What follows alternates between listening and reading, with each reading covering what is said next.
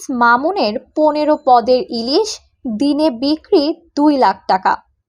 রাজধানী মোহাম্মদপুর ঢাকা উদ্যান এলাকার বীর মুক্তিযোদ্ধা হাজী জয়নাল আবেদীন মার্কেটে দীর্ঘদিন থেকে ইলিশ মাছ বিক্রি করছেন প্রিন্স মামুন,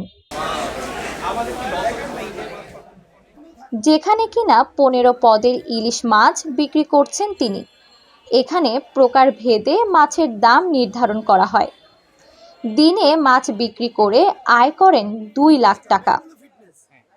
আমার পার ডে 1-1.5 লাখ 2 লাখ টাকা কন্টিনিউ সেল আছে আল্লাহর রহমতে।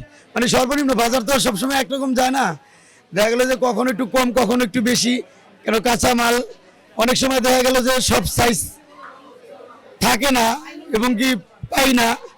দেখা গেল ওই ক্ষেত্রে আমার কাছে সব সাইজ থাকলে আমার সেল অনেক ভালো হয় আল্লাহর রহমতে।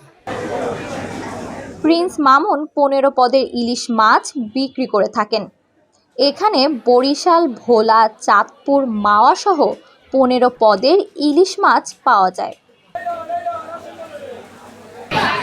মাছ কিনতে আসা ক্রেতারা জানান, দীর্ঘদিন থেকে তারা এখান থেকে ভালো মানের মাছটি ক্রয় করতে পারেন।